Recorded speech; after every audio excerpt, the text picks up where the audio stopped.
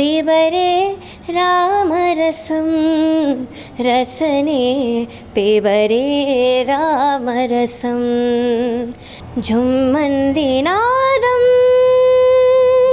సయ్యంది పాదం తను ఊగింది వేళ పొడవైన దైవము వాడే వెంకటాద్రి మీద వరదైవము పొడిమితో పొడ చూపే పొడవైన దైవము.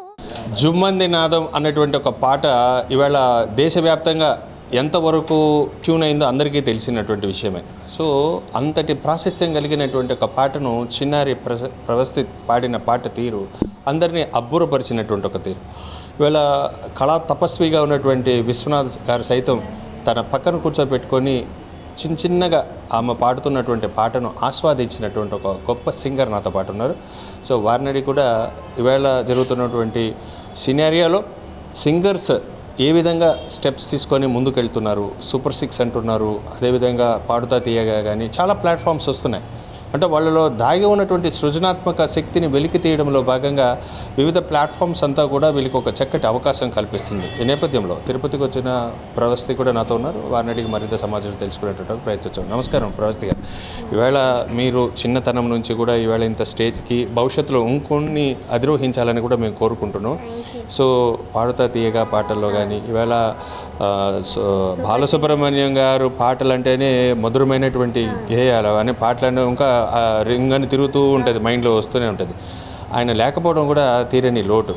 సో మీ యొక్క కెరీర్ తీసుకుంటే ఎందుకు సింగర్ అయ్యారు, ఎందుకు సింగర్ అవ్వాలని అనిపించింది, మీకు ఎవరు మోటివ్? సో ఫస్ట్ వచ్చేసి మా అక్క నేర్చుకునేది మ్యూజిక్, కర్ణాటిక్ మ్యూజిక్. నేను ఊరికే వెనకాల వెళ్ళేదాన్ని because I was only 3 years old. So వెళ్తూ నేను కూడా నేర్చుకునేదాన్ని అక్కతో పాటు బయట కూర్చొని. సో ఇలా రిటర్న్ ఇంటికి వెళ్ళేటప్పుడు నేను అదే పాడేదాన్ని. ఐ యూస్ టు రిపీట్ చేసేదాన్ని పాడడంలో. సో అది చూసి మా పేరెంట్స్ గుర్తించారు. 5 yearsకి నేను సరిగమపాలో విన్ అయ్యాను జీ తెలుగులో. సో అక్కడే నేను విశ్వనాథ్ గారిని కలిశాను. నన్ను తాతగారు అని పిలవమన్నారు ఆయన. సో తాతగారిని కలిశాను, ఒళ్ళో కూర్చోబెట్టుకొని పాడిచ్చారు. చాలా మంచి కాంప్లిమెంట్స్ ఇచ్చారు. నీ వయసుకి కాదు నీ విద్వత్కి నమస్కరిస్తున్నాను అని కాంప్లిమెంట్ ఇచ్చారు. అది నా లైఫ్ అంతా గుర్తుంటుంది.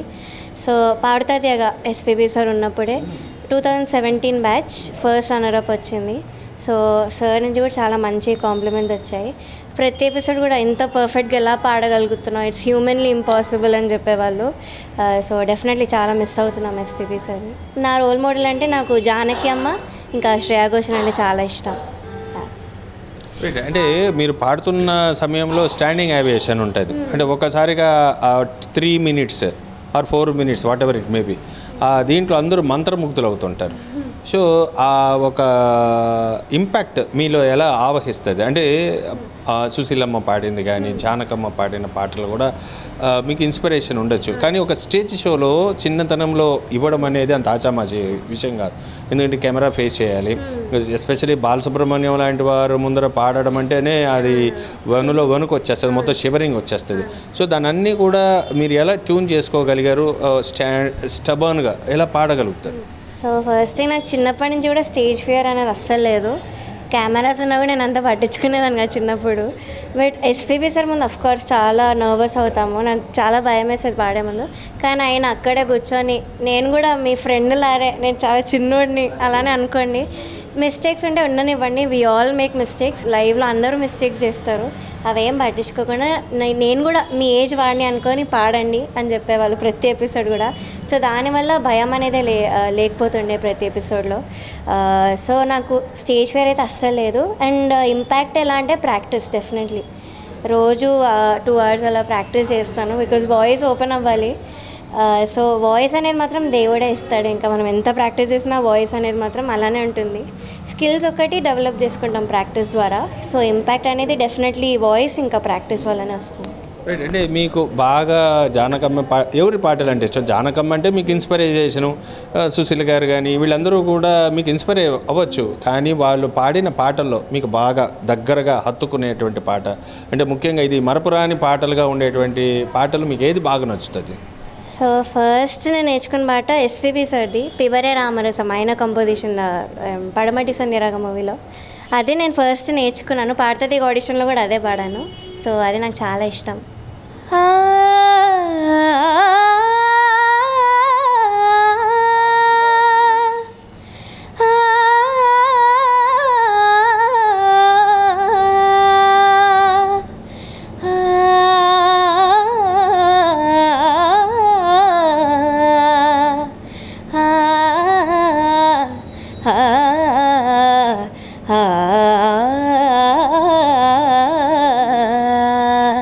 పిబరే రామరసం రసనే పిబరే రామరసం పిబరే రామరసం రసనే పిబరే రామరసం రామరసం రామరసం.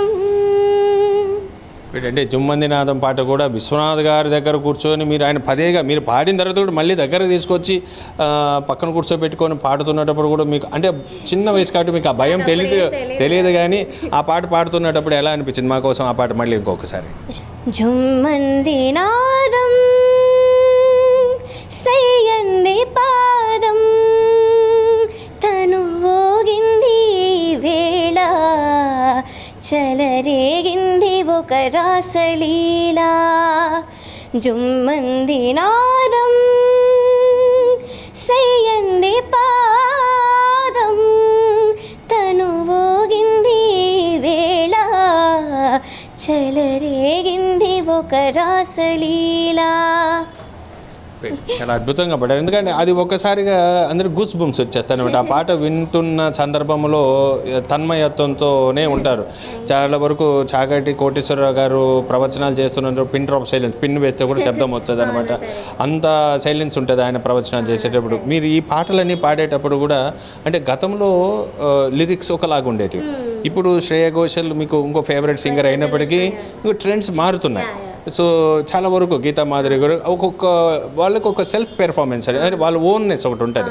అలా మీకు ఏం ఓన్నెస్ అంటే ఇప్పుడు గీతా మాధురి దగ్గర తీసుకుంటే ఒక వేలో వెళ్తారు. సో ఒక జోనర్ ఉంటుంది అలా మీకు. సో ఏంటంటే నేను ఇప్పుడు సూపర్ సింగర్స్లో పాడాను రీసెంట్గా. దానికి వెళ్ళాక నాకేం తెలిసిందంటే I'm good in every genre. ఇప్పుడు క్లాసికల్ పాడాను, అక్కడ వెస్టర్న్ పాడాను, ఫోక్ పాడాను, మెలోడీస్ పాడాను.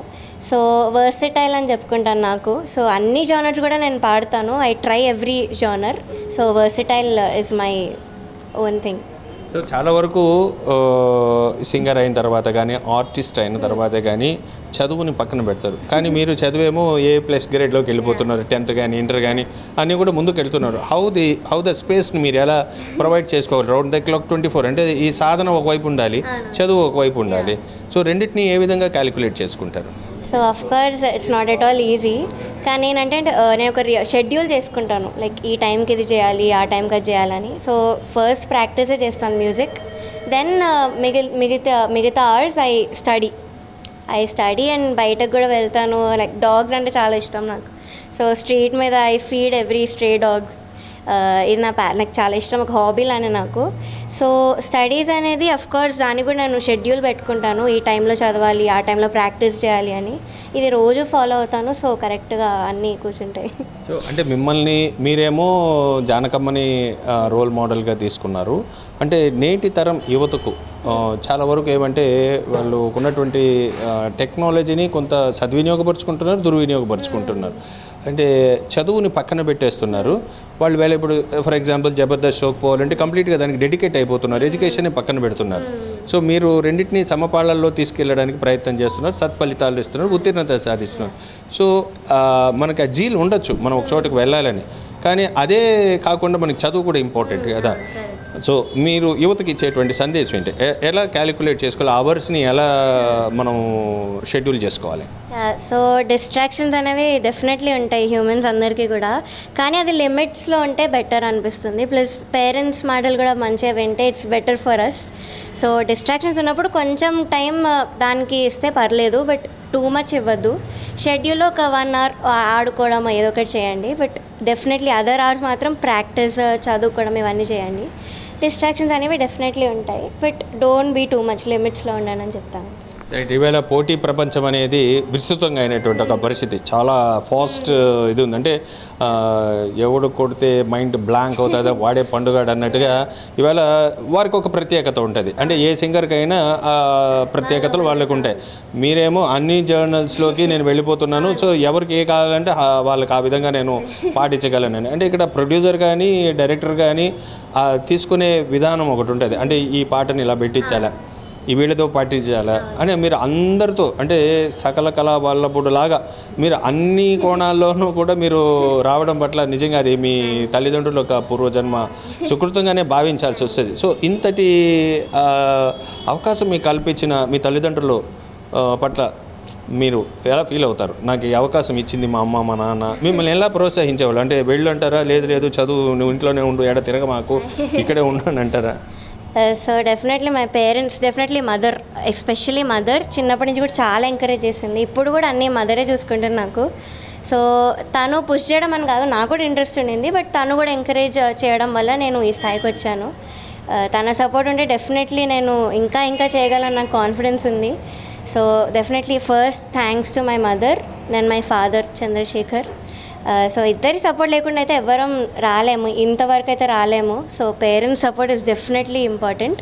వాళ్ళు చెప్పింది కూడా మనం వినాలి అని నేను అనుకుంటున్నాను. సో అంతా వాళ్ళ వల్లే మోస్ట్లీ. వాళ్ళకి ఎప్పటికి కూడా వాళ్ళకి కూడా ఎప్పటికీ రుణపడి ఉంటారనమాట. అంటే భవిష్యత్తులో అంటే మీకు జన్మనిచ్చిన తల్లిదండ్రులు ఆఫ్ కోర్స్ ఎవరు కూడా, అంటే కొంతమంది ఏమంటే విస్మరిస్తూ ఉంటారు. సో వాళ్ళ పని ఒత్తిడి నేపథ్యంలో మీరు ఎవరిని విస్మరించకుండా. సో తిరుపతికి మీకు మమేకం ఎట్లా? ఇక్కడ ఇదేమో ఆధ్యాత్మిక కేంద్రమైనటువంటి ఒక పరిస్థితి, అఖిలాండ కోటి బ్రహ్మాండ నాయకుడు ఇక్కడ ఉంటాడు, వేల మంది భక్తులకి అందరికంటే రెండు అంటారు. మీ ఫోటో అయినా కూడా ఇంతకు ముందు తీసుకున్న దగ్గర కూడా వెంకటేశ్వర స్వామి దగ్గర తీసుకుంటారు. ఇక్కడ నాద నీరాజనం అనేది ఒక ప్లాట్ఫామ్ ఒకటి ఉంది. సో చాలామందికి ఎస్విబిసి తరపున పాటించే సిస్టమ్ ఉంది. మంచి టాలెంటెడ్ సింగర్స్ వీళ్ళంతా యంగ్స్టర్స్ అందరూ కూడా తీసుకొచ్చి ఒక వేదికను కల్పిస్తున్నారు. సో తిరుపతితో మీకు ఎలా మమేకమయ్యారు, ఎలా పరిచయం, ఇక్కడ ఎవరు ఉన్నారు అసలు, మీకు ఎలా వచ్చారు ఇక్కడికి? అంటే చిన్నప్పుడంతా వచ్చి వెళ్ళాము, అంత స్పెషల్ ఏం అనిపించలేదు. బట్ నాకు సీనియర్ అసోసియేషన్ వాళ్ళు పిలిచారు నన్ను 2 years బ్యాక్. సో వాళ్ళు పిలిచాక నాకు మంచి ఫేమ్ వచ్చింది, లైక్ మహతిలో పాడించారు నన్ను.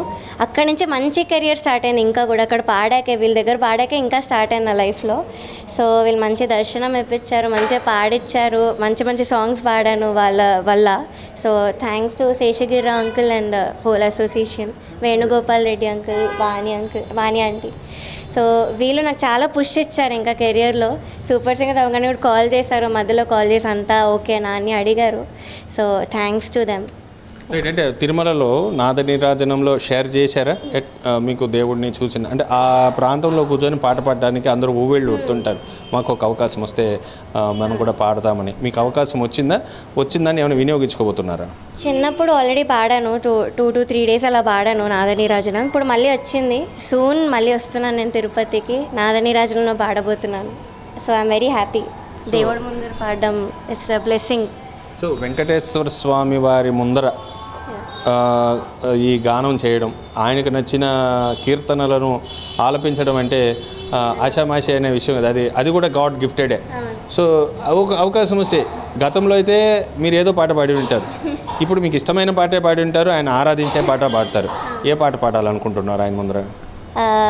వాడే వెంకటాద్రి మీద వరదైవం అని ఒక కీర్తన. వెరీ టఫ్, చాలా కష్టం పాడడం లైవ్లో, బికాజ్ చాలా బ్రెత్ కంట్రోల్ అవసరం ఉంటుంది దానిలో. సో అది పాడాలని నా కోరిక దేవుడి ముందు నాద నీరాజనంలో. వసంత రాగం డెఫినెట్లీ ఏ కాంప్లికేటెడ్ సాంగ్.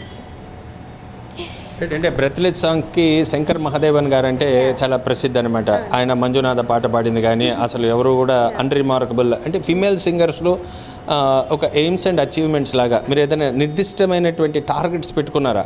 అంటే ప్రతి ఒక్కరు ఇప్పుడు టార్గెట్ ఓరియంటెడ్ అయిపోయింది కదా, చదువైనా కానీ టార్గెట్, ప్రొఫెషన్ టార్గెట్. అలా మీ ప్రొఫెషన్లో ఏదైనా నిర్దిష్టంగా ఒక గోల్ ఏమైనా పెట్టుకున్నారా?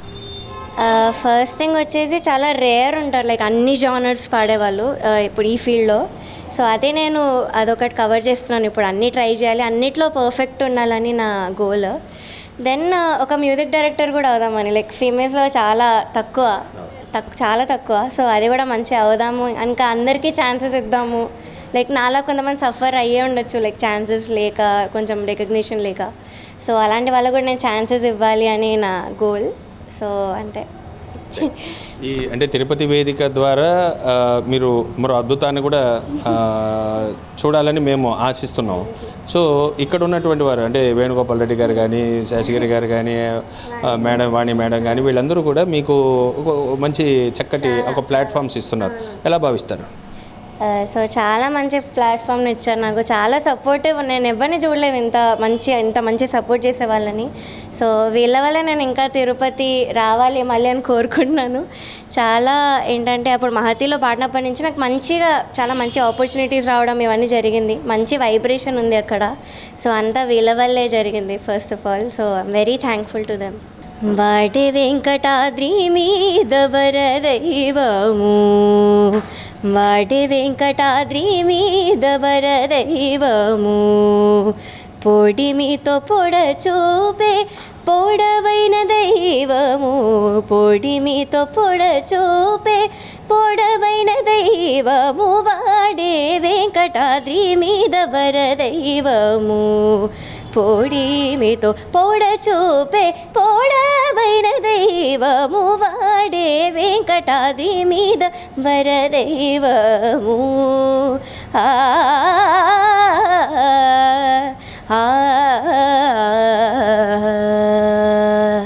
ఉత్తమ ప్రతిభ కనబరిచేందుకు ఇవాళ చదువు కూడా చాలా అవసరం. అందులో భాగంగా ప్రభస్తి చిన్నతనం నుంచి కూడా ఎడ్యుకేషన్కి ఇంపార్టెన్స్ ఇస్తూ అదేవిధంగా ప్రొఫెషన్ని కూడా సమపాళ్లలో ముందుకు తీసుకెళ్తున్నటువంటి ఒక పరిస్థితి. ఇక్కడ వచ్చి తిరుపతికి వచ్చిన తర్వాత ఇక్కడ ఉన్నటువంటి వారితో మమేకమై చాలా వరకు స్టేజ్ షోస్ చేసినటువంటి ఒక పరిస్థితి. సూపర్ సింగర్స్ అయితేనేమి, సరిగమప అనే పాట షో అయితేనేమి, అదేవిధంగా పాడుతా తీయగా, ఇవన్నీ కూడా గ్రాండ్ ఫినాల్లోకి వెళ్ళి వాళ్ళకంతా కూడా మంచి ఫస్ట్ ప్రైజెస్ తెచ్చుకున్నటువంటి ఒక పరిస్థితి చిన్నతనం నుంచి వచ్చినటువంటి పరిస్థితి. దీనికి వారి తల్లిదండ్రులు కూడా ఎంతో కృతనిశ్చయంతో వెన్న ఉండి ముందుకు నడిపించినటువంటి ఒక పరిస్థితి మనం చూస్తున్నాం. ఈ నేపథ్యంలో తిరుమలలో కూడా నాద నీరాజనంలో చిన్నతనంలో కొన్ని షోస్ ఇచ్చారు. ఇప్పుడు తనకి ఇష్టమైనటువంటి దేవుడిని ఆరాధిస్తూ పాట పాడుతూనంటున్నారు. సో భవిష్యత్తులో ప్రభస్తికి కూడా స్వామివారి కృపా కటాక్షాలు ఉండాలనేసి కూడా మనం కోరుకుంటాం.